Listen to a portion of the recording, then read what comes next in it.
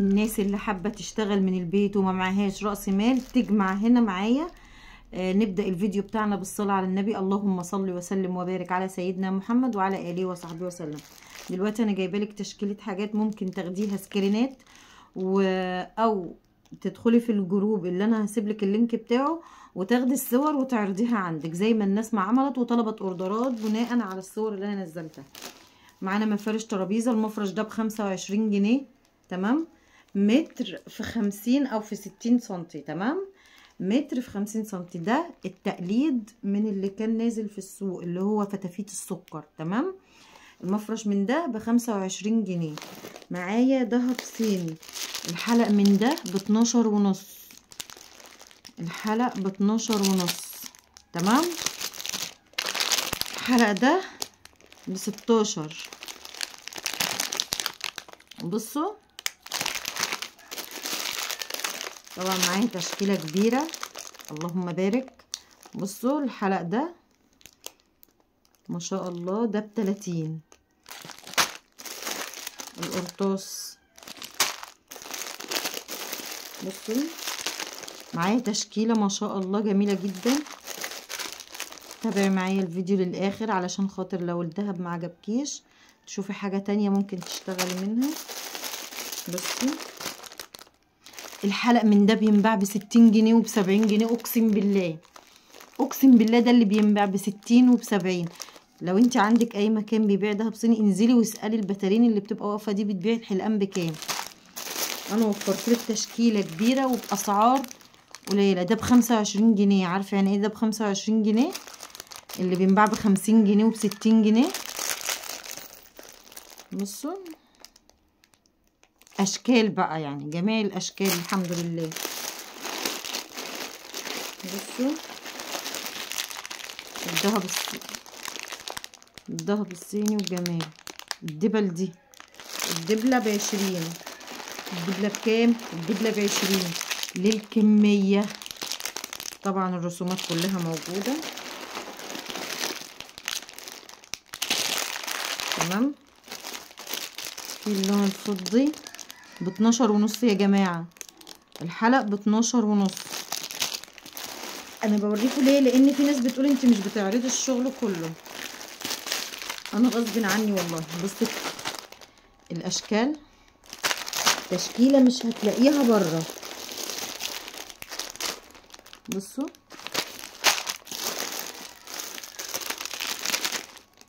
القرطاس داخل عليكم موسم رمضان. الدهب الصيني ده بينطلق في رمضان جدا جدا جدا عشان العيد.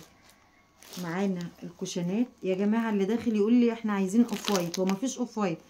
هو انت لو اخدتي انا هشكلك شويه هتقولي لي مش هيمشي عندي على الطقم او الناس مش هتطلبه. لا انت خدي الحاجه واعرضيها واكيد الناس هيشوفوا الحاجه بالسعر ده مش هيقولوا لها لا.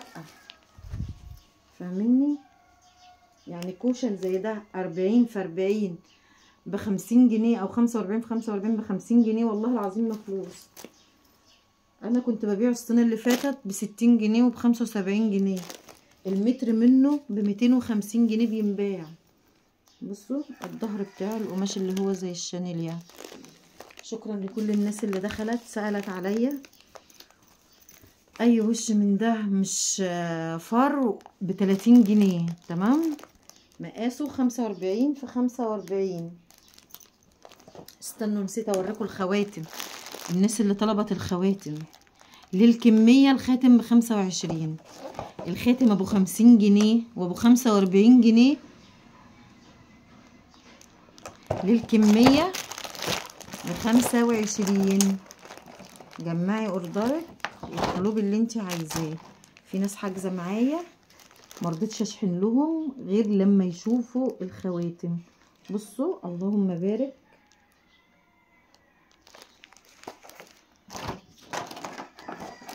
بصوا ما تمشيش وما تسرعيش الفيديو علشان بيجيلي اشعارات ان انتوا بتسرعوا الفيديو. بصوا التشكيله اللهم بارك جميله جدا. تعالي لي بقى هنا كده في حاجه عايزه اتكلم فيها. اعرف واحده ماسكه السبحه ليل مع نهار وبتصلي وتعرف ربنا. طب انتي بتعرفي ربنا منين وبتدقي حواجبك؟ تعرفي من ربنا منين وبترسمي تاتو؟ مش بترسم تاتو، بتدق تاتو. مجرد الدق ويطلع بالدم كده خلاص. لعن الله النامصة والمتنمصة والواشمة والمستوشمة. ايه يا جماعة الظاهرة اللي احنا بقينا بنشوفها دي؟ لا وبتروج بقى، خدت اختها عملت لها وتتحايل عليا وتتحايل على اللي حواليها علشان خاطر تعمل لهم. يعني انت عملتي حاجة حرام وبتنشريها للي حواليكي. يا جماعة انتوا بتقولوا الرزق متعطل ازاي؟ ما هو من اللي انتوا بتعملوه. يعني انت لو انت عارفة، يعني انت ماسكة السبحة ومتعلمة وعارفة ان الدق الحواجب حرام، انك انت تدقي تاتو حرام، ومنين يعني عارفة كده ومنين بتعمليه. يعني ومن يتقي الله يجعل له مخرجا. طب ما انت اكيد هتبقي مديونة، اكيد هيبقى عليك غضب من ربنا من اللي انت بتعمليه. يعني حرام يا جماعة، الحاجات اللي بتتعمل دي حرام. يعني الواحد بيحاول يقرب لربنا بأقل حاجة. يعني شوفي الواحد بيحاول كده ان هو يعمل اي حاجة تقربه من ربنا. انت بتعملي حاجات تبعدك عن ربنا وتفضلي تقولي يا رب انا رزقي متعطل ليه، يا رب انا مزنوقة، يا رب انا مضغوطة، يا رب انا مديونة. يا جماعة ابعدوا عن الناس اللي زي دي. الناس اللي زي دي عارفة الغلط ان هو غلط وبتعمله. فانتي علشان خاطر ربنا يكرمك ويباركلك بلاش من الحاجة اللي تغضب ربنا. اصل انتي عملتي يعني ده ربنا لعن الواشمة والمستوشمة. ده وشم، فانتي بتعملي حاجة ربنا لعنها ليه؟ منين هيجي بركة ربنا في الرزق بتاعك؟ ومنين ربنا هيكرمك؟ منين هتحسي ببركة في الحاجة اللي انتي بتبيعيها وانتي بتعملي حاجة ربنا غضبان عليها؟ والله العظيم ان انا لما شفت حاجة زي كده انا قلت لها حرام يا بنتي، حرام اللي انت بتعملي دي. لا وراحت اخدت اختها وعملت لها. ربنا مش هيبارك لكم والله، انتوا عارفين ان ده حرام. فعشان كده بقول لكم ربنا مش هيبارك لكم. فمالكوش دعوه بقيه الناس، ما تاخدوهاش في سكتكم، ما تجروش ناس معاكم وتقعدوا تقولوا لهم ده هيبقى حلو ده هيبقى جميل ما اعرفش ايه، وتخلوهم يعملوا حاجه ربنا يبقى غضبان عليهم فيها. انت اي حاجه شايفه ان هي حرام بلاش تعمليها، ابعدي عنها خالص. انا اللي خلاني اطلع واقول كده انها بقت ظاهره موجوده. يعني الاقي ناس على التيك توك منزله ان هي بترسم لناس وكده، الكل داخل يقول بكام بكام بكام بكام. اجي انا اقول حرام، لعن الله النامصه والمتنمصه والواشمه والمستوشمه، التعليق بينحذف، بيجيلي تم حذف التعليق لمعايير تعمل معرفش ايه كده على التيك توك. طيب وليه يا جماعة؟ يعني ليه؟ لا ولاغيين حتة ان انت تقولي حرام او حلال وسايبين الناس تدخل تقول بكام بكام بكام. والله العظيم يعني هو الرسول عليه الصلاة والسلام قال هيأتي زمن على أمتي، معنى الحديث هيحللون فيه الحرام ويحرمون فيه الحلال. وده اللي احنا بقينا فيه. يا ريت تتجنبوا اي حاجة حرام. انا مش الشيخة اميرة، بس انا بقول تجربتي. انا تجربتي مع ربنا ايه؟ انا كنت واحدة بعيدة عن ربنا، انا كنت واحدة ما بتصليش، بتصلي فرض و10 لأ. لقيت نفسي لما بقيت بصلي بستغفر بصلي على النبي بقرب من ربنا، حياتي كلها اتغيرت. بقيت شايفة الدنيا بمنظور تاني، بقيت شايفة حياتي بشكل تاني، بقيت حابة نفسي، حابة حياتي، حابة عيشتي، حابة أولادي، حابة شغلي. الأول ما كنتش حابة نفسي، ما كنتش حابة عيشتي، ما كنتش راضية عن أي حاجة في حياتي. فأنا لما باجي أكلمكم عن حاجة بكلمكم عن حاجة أنا عشتها، مش بمسك كتاب أقرأ منه وحضر الفيديو بتاعي واجي أقوله ليكم. ولما باجي اوفر حاجه زي كده فيها جنيه 2 جنيه اقول عادي ربنا هيبارك لي، اكيد ربنا هيبارك، واكيد الحمد لله ربنا بيبارك. فانت لما تاخدي شغل زي ده اقول لك خديه سكرينات وصوريه واعرضيه عندك وجمعي اوردر. والله العظيم ناس عملت كده. انا كده مش بكرهك، بالعكس انا حباكي تشتغلي، حباكي ما تمديش ايدك لحد، حباكي ما تفضليش تقعدي تنوحي وتقولي ما معيش ما معيش وظروفي صعبه وساعديني بالله عليكي.